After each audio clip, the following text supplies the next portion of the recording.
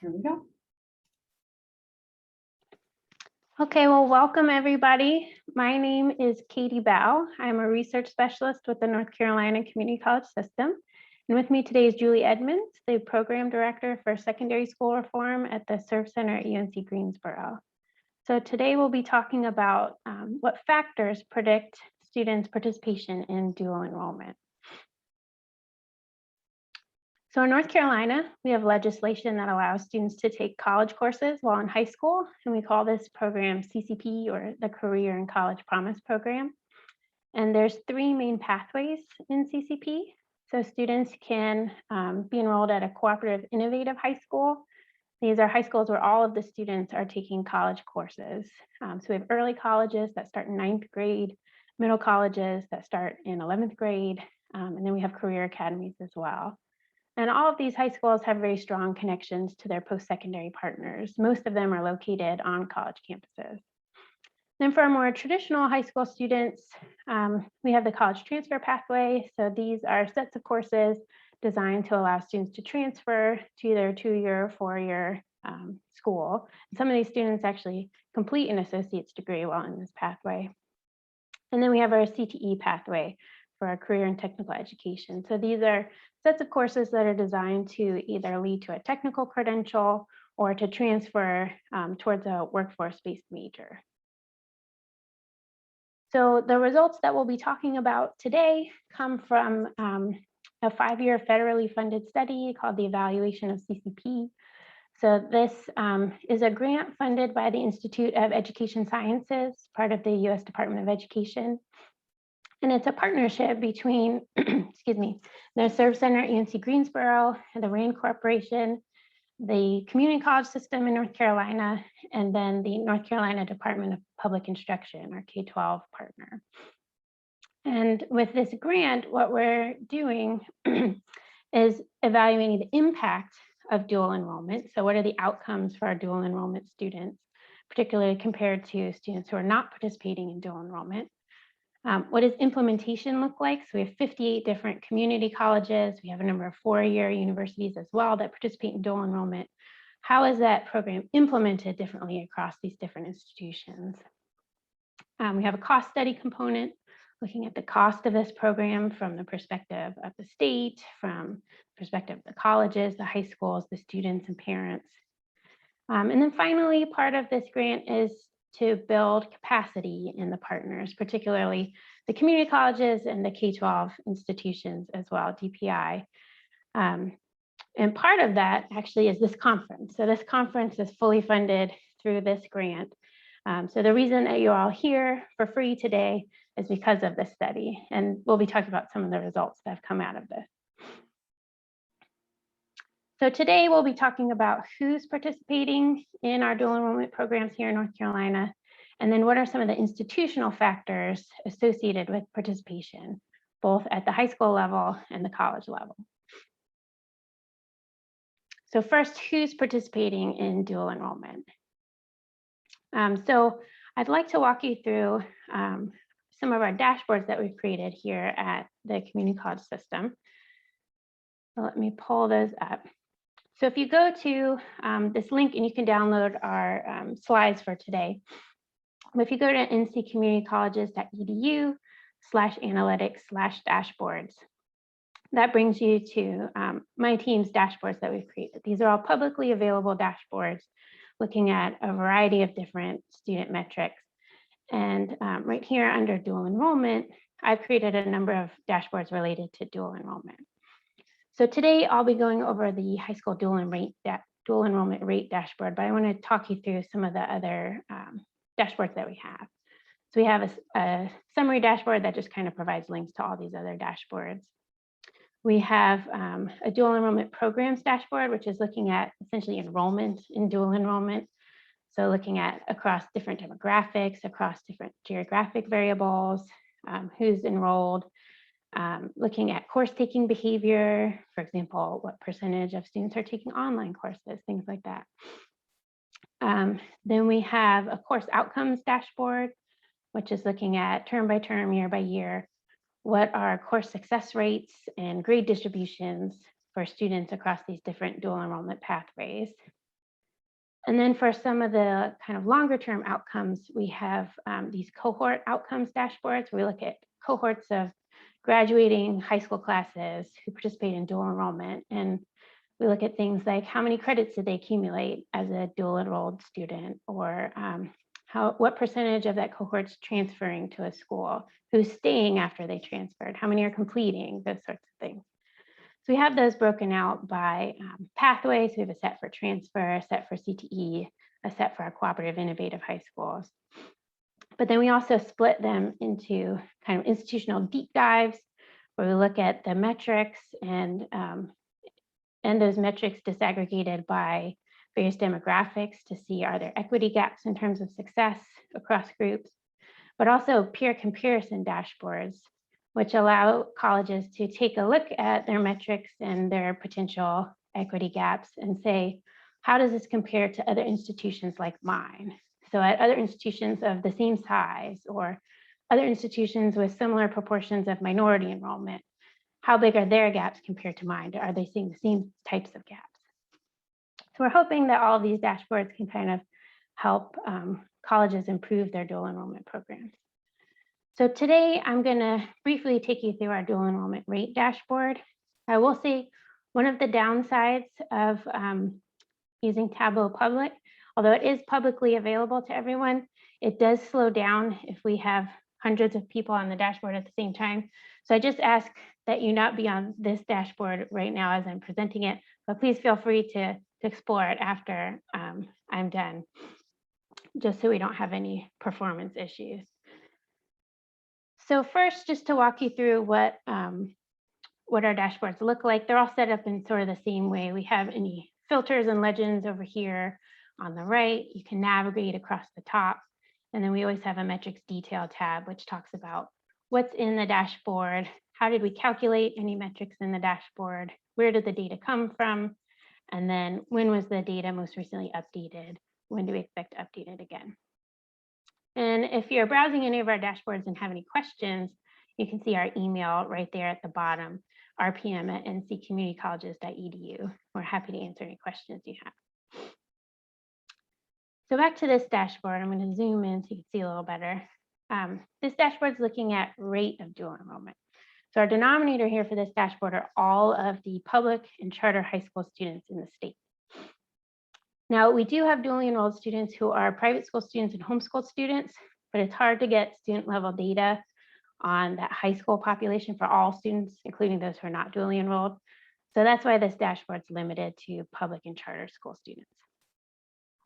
So if we start over here with this graph, this is just showing the number, the height of these bars and the number of high school students across these years in the state. And then the blue portion of the bar are the number of dually enrolled students.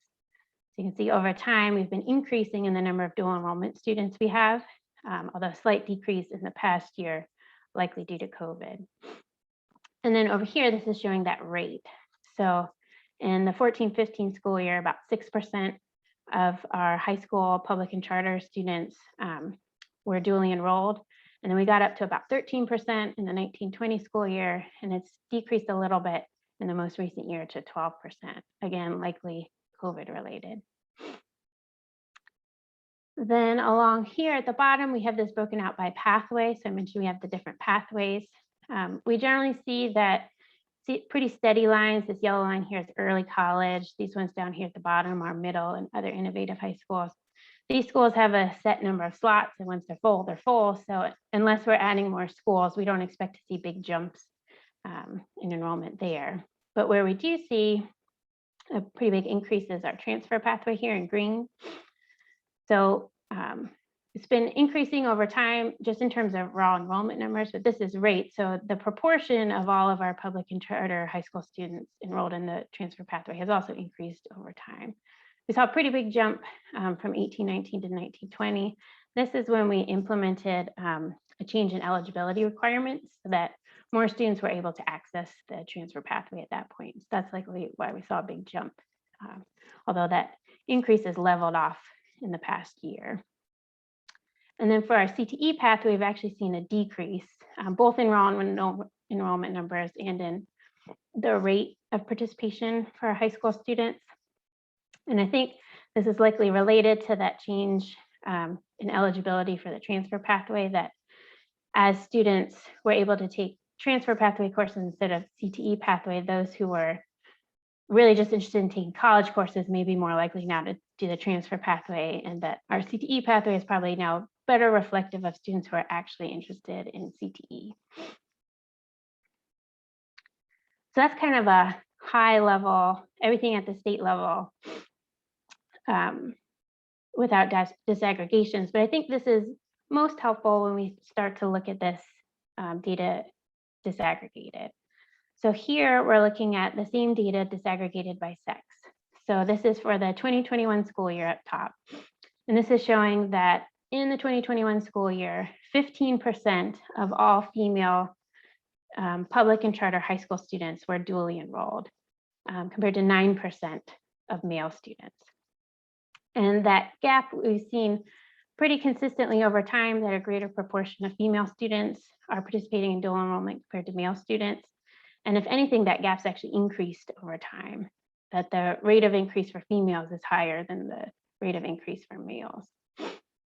And with this dashboard, you can filter by different pathways. So for the CTE pathway, we actually see the opposite, that we're reaching a greater percentage of the male population compared to the female population. And the transfer pathway has our largest gap, where we're reaching a lot more females than males. And then the early and middle colleges are kind of somewhere in the middle. So for race and ethnicity, we also see gaps here. 16% of all of our white public and charter high school students are dually enrolled in the state of North Carolina. Only 7% of our Black high school students are. And you can see with other ethnicities, differences as well. And again, if we look at this over time, we see that we've always had these gaps, but that if anything, they're increasing over time. So that we have these kind of gaps in access when it comes to who is accessing our dual enrollment programs. And these gaps are getting larger rather than smaller over time.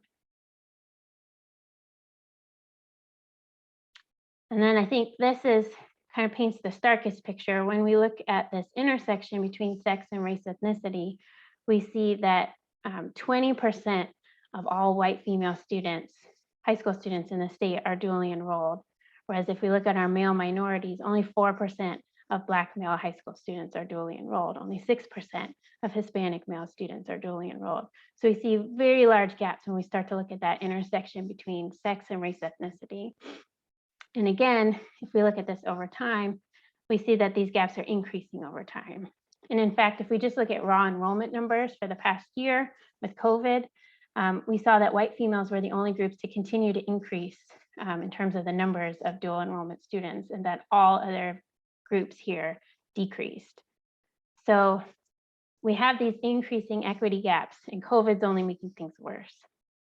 So our hope is that by providing these data to our colleges, the colleges can take a look at this and maybe start to think about ways in which to increase participation in some of these demographic groups that are not accessing our dual enrollment programs at the same rates as we see in white females, for instance. So even though our dual enrollment numbers have generally been going up over time, we can see that those numbers are increasing the most for our white female students and less so for other groups. So we want to make sure that we can start to close some of those equity gaps so that all groups have the opportunity to participate in dual enrollment, given that we know there are so many beneficial outcomes to participation. So with many of our dashboards, we also have a geographic component. So here, this is looking at enrollment rates by county. So of all the students in that county, what proportion of them are dually enrolled? And what we see, if we look at by county, is that our more urban areas, like over here in the Triangle, the Triad, the Charlotte area, we see much lower rates of participation in dual enrollment. And then in our more rural areas, we see much higher rates of participation. And I think there's a number of reasons for that, but one of the biggest is often what are the alternatives, that students in the more urban areas often have a greater variety of AP or IB courses that they could take. So there are more college level options than just dual enrollment. Many of our colleges serve multiple counties, so this is a similar view, just aggregated across counties by college service area.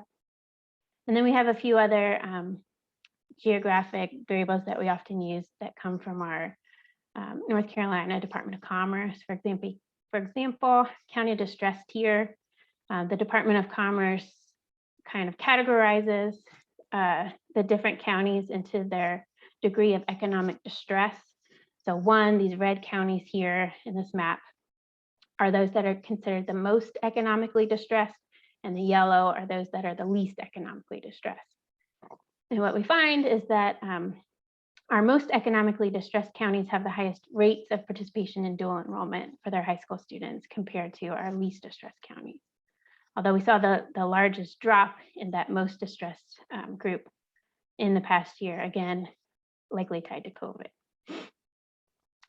So that was just a really quick run through of one of our dashboards.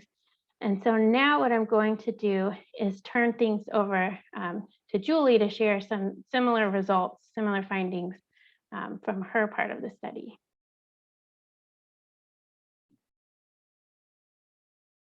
And mute myself. Thank you, Katie. That's great. Let me get started here. Let me share my screen and go from the current slide. Okay, there we go. So Katie was just showing some data from the dashboards that she's got. So I'm going to just briefly spend a little bit of time looking at the statistics from a little bit of a different angle. So she was showing all the students in the state that were enrolled, so grades 9 through 12. In this case, we're looking, this particular statistic looks just at 12th graders, and these are the 12th graders that are enrolled in the 18-19. So the numbers that you see here are going to be higher than the numbers that Katie was showing because we're only looking at the 12th graders. And so to interpret this table here, the first column, so the number of students here, this is the total number of students in the state of North Carolina, total number of 12th graders in 2008-19, I should say, about 109,000 12th graders during that year. When we look at that, what we see is that 11.2% of those 12th graders were enrolled in the college transfer pathway. And then we have about 8.8% enrolled in the CTE dual enrollment pathway. Reminder, this is CTE dual enrollment. It is not the high school CTE courses. There's a lot more students in the state, like almost all the students in the state end up taking some CTE courses at one point. So this is the CTE dual enrollment pathway. And we look here, we see, again, many of the same statistics illuminating those gaps that Katie was talking about. When you're looking in the college transfer pathway, many more white students are taking those courses than Black and Hispanic students, see those same patterns. Male and female, again, there's a gap there. Many more female students taking it than male students. Very low participation among ELL students. About a quarter of our gifted students are enrolled in dual enrollment pathways, very few students with disabilities, and then economically disadvantaged students are underrepresented as well. When we look at the CTE pathways, we really don't see those gaps are not quite as wide. So if you look overall, there's about 8.8% of the 12th graders are taking the CTE dual enrollment pathway. Hispanic students are close to that number. White students are a little overrepresented still in that pathway. Native American students are closer to that, to the average there.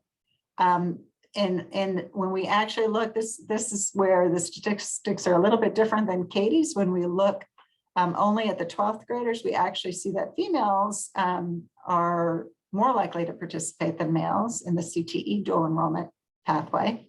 So I think, Katie, that's something we need to unpack a little bit more, I'm realizing. And there are more ELL students and students with disabilities that are enrolled in the CTE dual enrollment pathway than are enrolled in the college transfer pathway. If anyone has any thoughts about any of these statistics and anything that surprises them, feel free to add something in the chat. I see some comments here. Actually, let's see. We can pause here and because because we're going to go on to institutional level factors in a minute. So let's answer, Katie, let's answer some of these questions here. So there's, are the pathways mutually exclusive or can students double count? How are you presenting those, Katie, in your data? So in our dashboards, generally, we only report students' primary pathways. So students can participate in both college transfer and CTE. But if they are in college transfer, that's considered their primary pathway.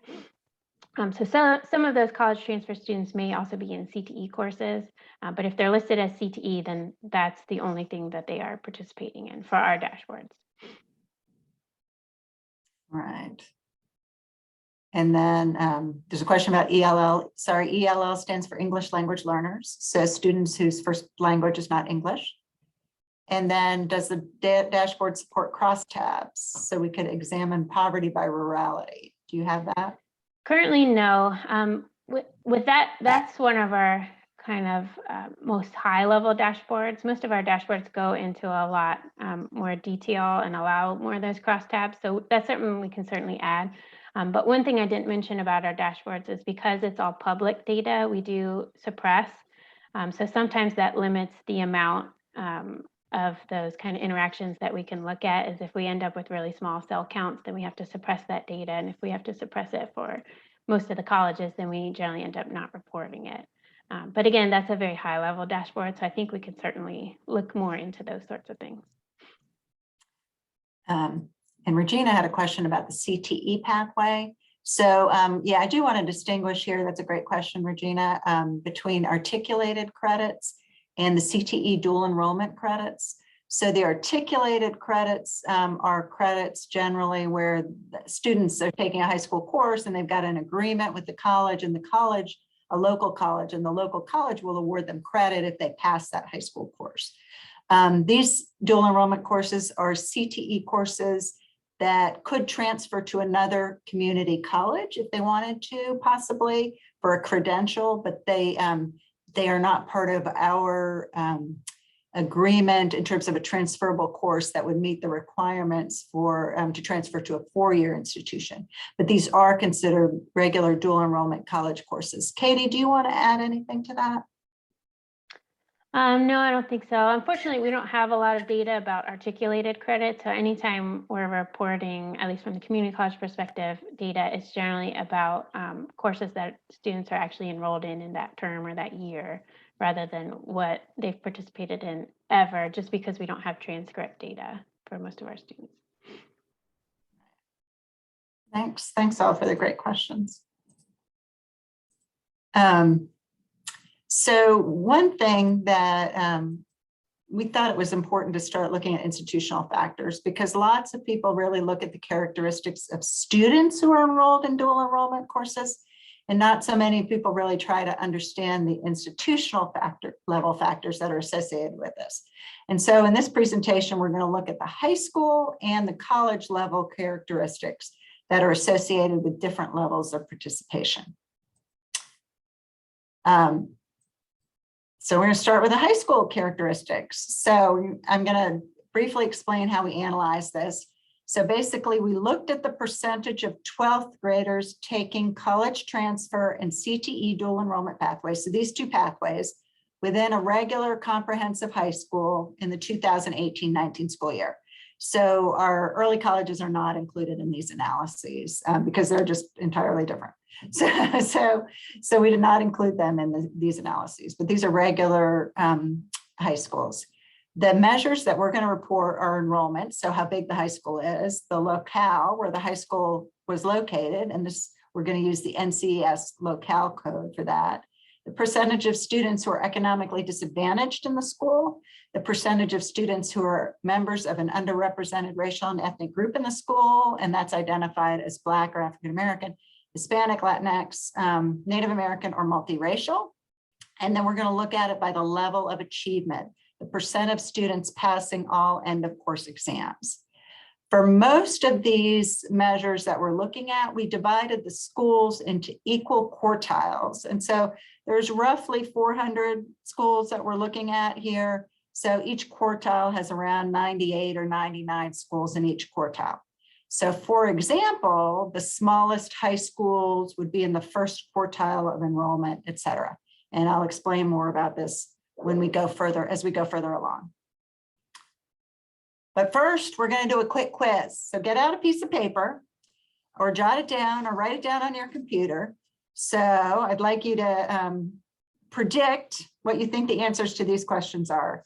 And I sort of, if you were in the last session, I gave away one of the answers to this. But which high schools do you think are more likely to have higher CCP participation rates? So dual enrollment participation rates. Remember, CCP is North Carolina's dual enrollment program.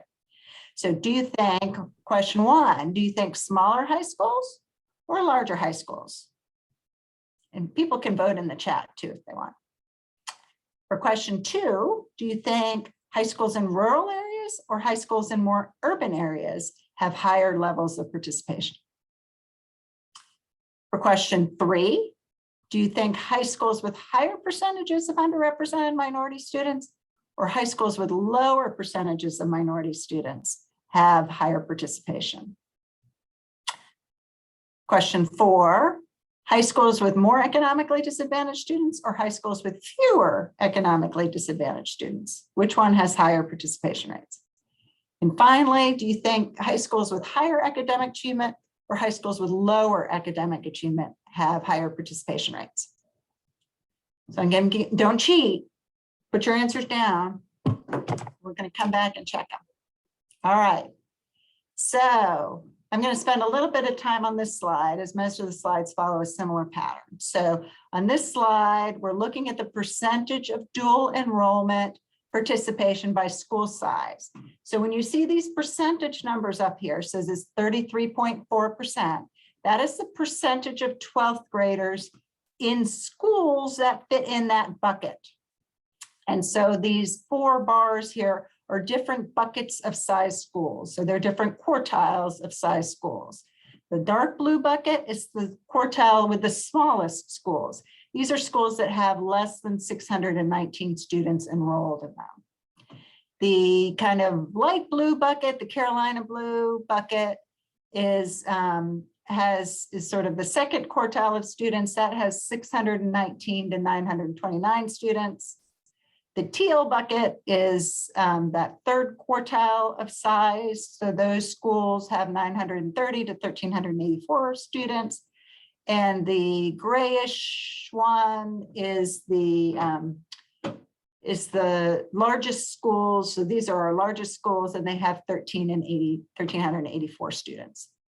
So the buckets themselves are again based on the enrollment. The size of the bar is the percentage of 12th graders taking dual enrollment courses in that bucket of students.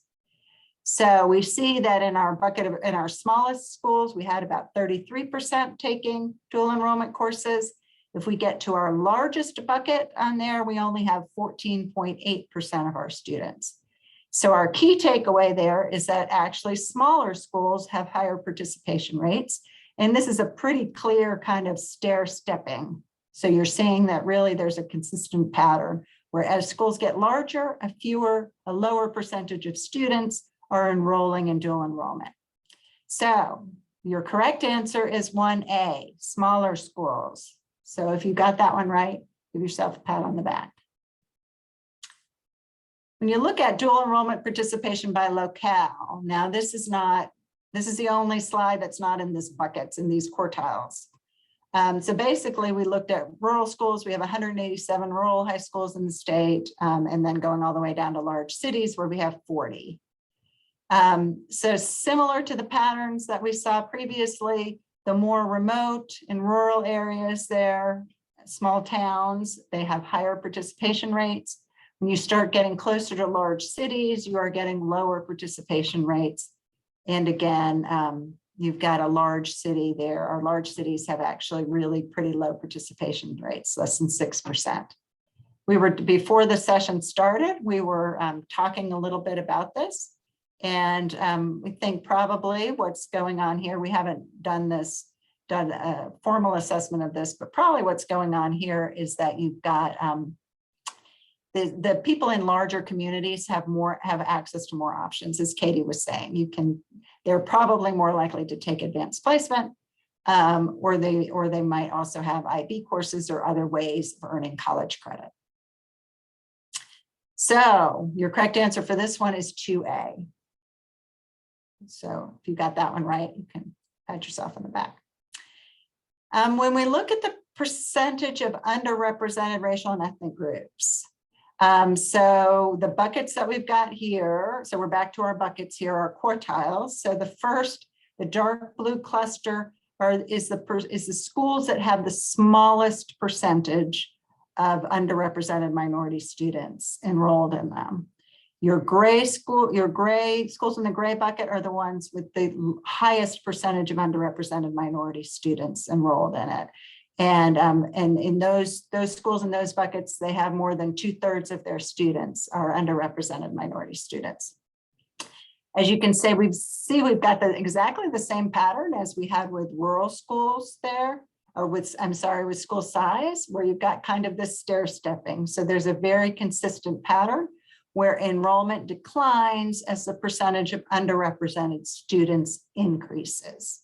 So some of this that we're talking about is some of the possible explanations for these gaps that we're seeing could be an access problem as well, is that in schools with large numbers of underrepresented students, they're less likely to have access to some of these courses. Correct answer, if you're doing this one then, is 3B. So in this slide, we're looking at dual enrollment by the percentage of economically disadvantaged students. And again, the dark blue bar here on the left, this is schools that tend to have fewer economically disadvantaged students. So less than 1/3 of their population is economically disadvantaged, as opposed to the gray bar, where over half of their students are economically disadvantaged. This one actually doesn't show a real consistent pattern here. So we have slightly higher participation among students who are with the lowest proportion of economically disadvantaged, but almost equal participation in those schools with the highest percentage of economically disadvantaged. And the highest participation is actually in the middle between schools. So there's no real clear association with participation and economic disadvantage that we can see here. So it doesn't appear that some of these access problems that are plaguing some of the minority issues, it doesn't appear to be driven by economic disadvantage as much. And so we don't have, the correct answer for those is neither. No, none of the above. So sorry, that was a little bit of cheating there on my end. Then when we look at dual enrollment participation by academic achievement, so you've got the EOC composite scores. So the first quartile, again, is students with the lowest EOC composite scores. We have about 19% of 12th graders taking dual enrollment in schools that have the lowest range or the lowest performance on EOC scores, as compared to 26.5% in the highest range. So it is clear here that schools with lower achievement also have lower participation, but kind of once you get below that lowest quartile, the participation rates are not really driven by students' achievement. It's mostly, again, it's that those very low performing schools are less likely to have dual enrollment courses offered. But once you get beyond those lowest performing schools, there's not really any difference by that. So the correct answer is sort of 5A, but not really. So before we move on to the college characteristics in dual enrollment, any thoughts about that? Anyone want to, somebody put let me see, 1A, 2B, 3B, 4B, 5A. So Jonica did pretty well. Thanks, Jonica. My understanding was that there's a GPA cutoff for participations. Yeah, that would be a good next step for us to look at. That's a good point in terms of the GPA. And we did do some analysis on that, but I would have to go back and look. But But yeah, that would be a good next step. Part of it is that GPA is often, it can be sort of normed within a school. And so, so it's not as standard across schools as something like an end of course exams.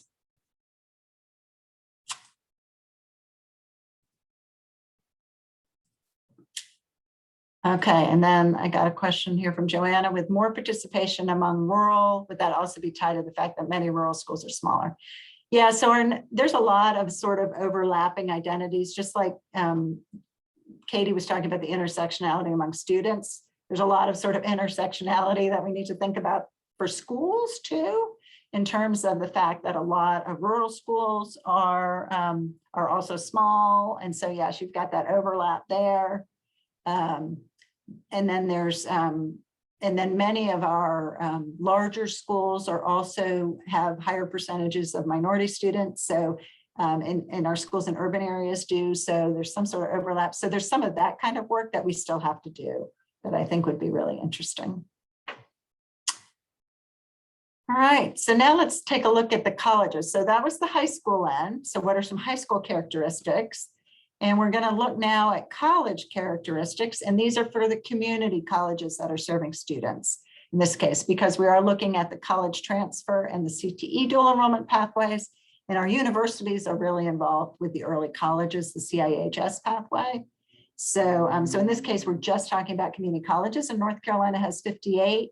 And so those are divided into quartiles as well, as you'll see in this.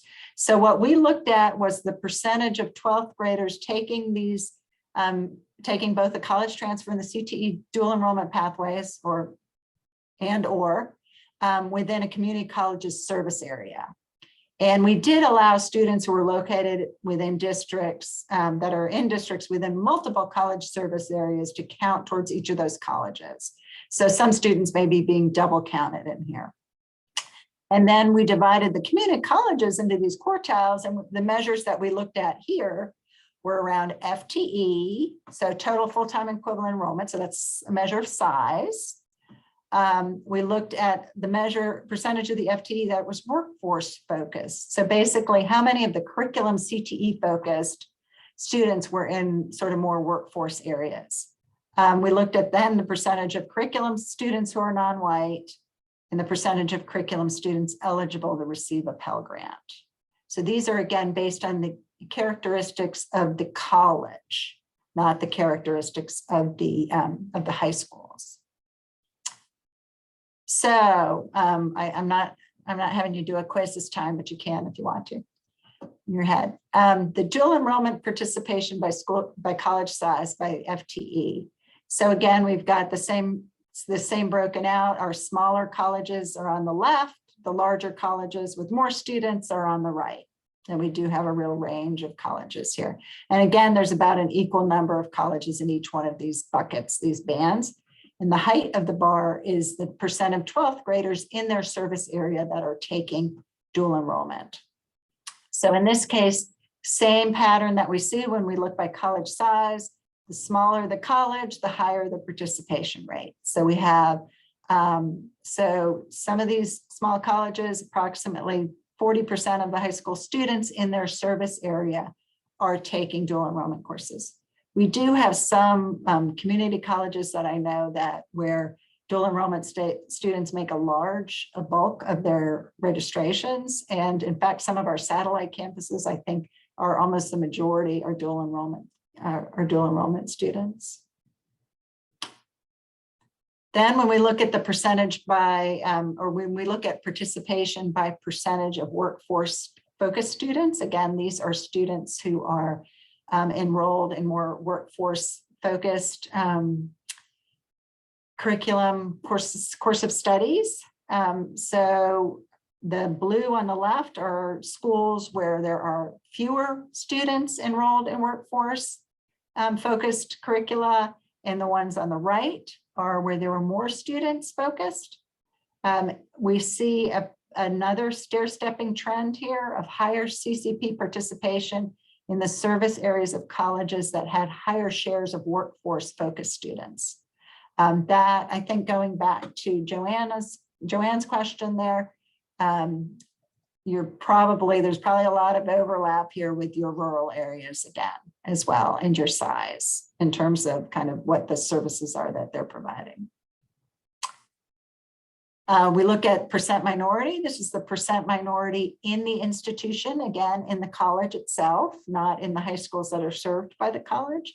So in this case, what we see is that the participation is higher in service areas of colleges that have the lowest shares of non-white students, but this trend doesn't really continue. So you've got in the very small, in sort of the very lowest, the colleges that have the lowest enrollment of non-white students, they have the highest participation, but once you get beyond that bottom quartile there, you don't really see any difference in participation there.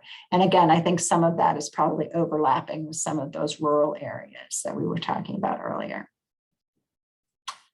And then when we look at percent Pell eligible in the institution, we see a slightly higher percentage of students and students taking dual enrollment in the service areas of colleges that are that have lower amounts of lower percentages of students who are Pell eligible. But then that pattern really doesn't continue. And that was similar with what we saw with the high schools as well, that sort of once you got beyond that bottom quartile there, you don't really have a strong association with economic disadvantage. So I like to pause there. That's all the results that we have to share. We've got about 7 minutes for any additional comments if people have those. I think one of the questions that I would like people to weigh in on, if they can, is if you are collecting and looking at participation data, do you do that by institutions as well? Katie definitely is doing that for the community colleges, and she's got some great dashboards that look at the community colleges by service area, participation by community college is.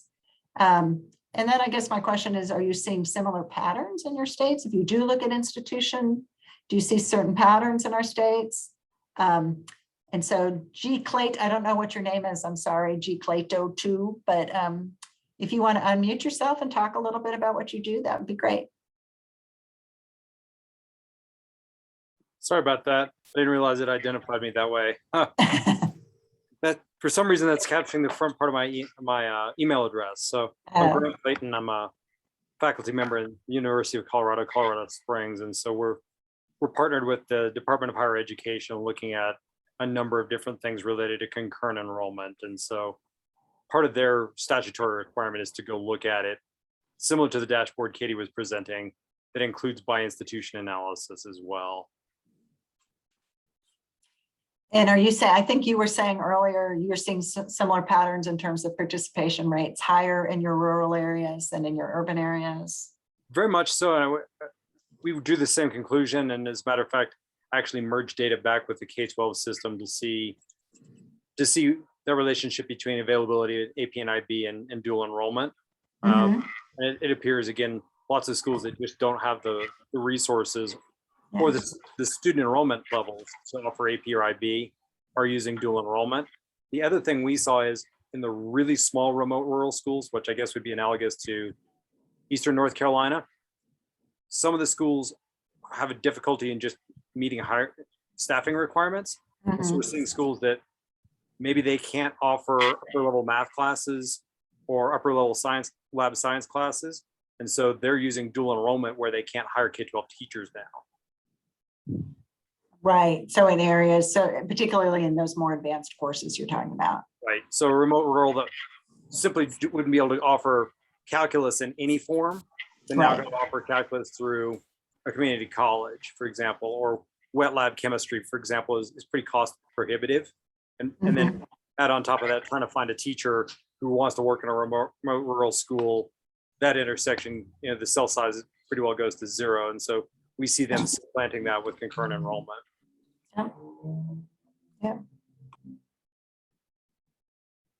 Yeah, great. Thank you. Any other comments? Anyone else have any other feedback?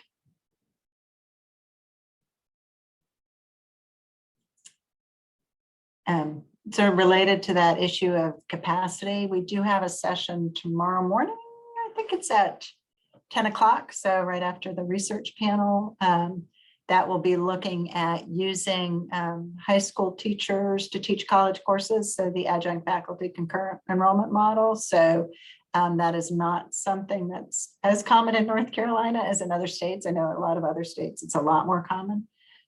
So if you have interest in that particular topic, please join us tomorrow at 10 o'clock,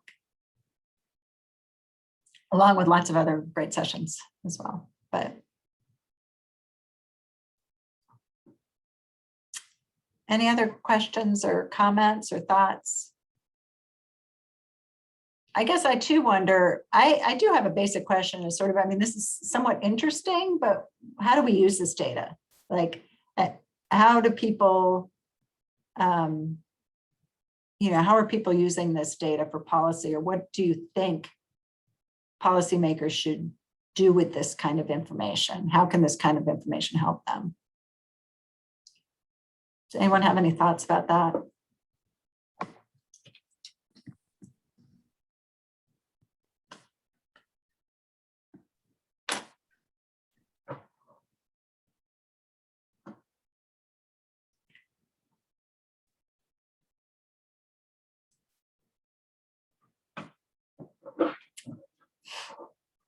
Well, if you do have thoughts about how people can use this information, please let us know. So it does seem important, but I'm not quite sure how you use it. Like, what does that mean? Except maybe it's a matter of targeting the school, maybe policymakers or folks at places like the community college system or Department of Public Instruction can target their supports to some of these institutions in some of these areas where they might not have as high participation, and encourage people to look at providing those options for students. We found there was a lot of interest on the part of sharing that data back with K-12 superintendents. That their superintendents are somewhat inherently competitive. And so there's, and I'm a recovering K-12 teacher and administrator, so I don't mean that pejoratively, but when they start looking at, here's analogous schools to me, are they offering similar programs in similar ways? There seemed to be a lot of interest on the part of the K-12 practitioners in that ultimately they're the ones driving program level decisions and getting that information back to them. We presented it at the Colorado version of the COCASE, this school administrators conference, and a very similar data dashboard to this. And the session ran long because they were very interested in how can I look up my district and those near me.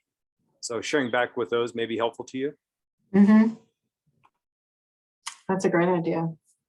Michael, you had a suggestion here. Do you want to unmute yourself and make that point? I think we got 1 minute left.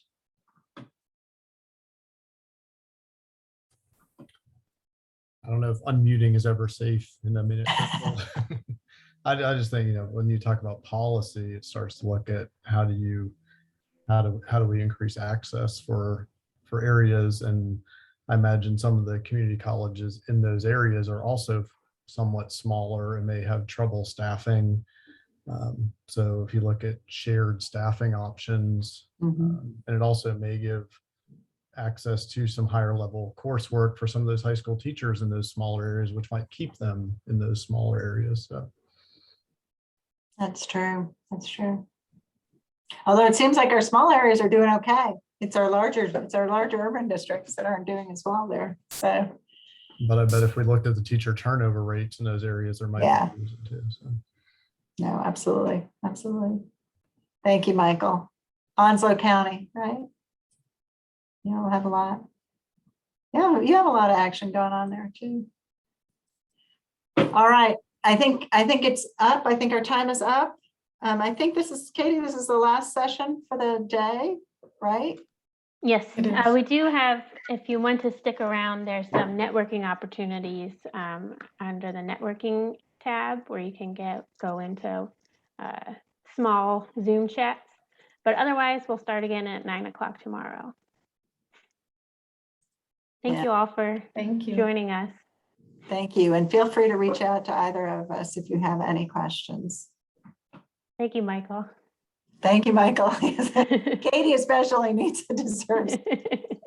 I would agree. Bye, y'all. Thank you very much. Bye.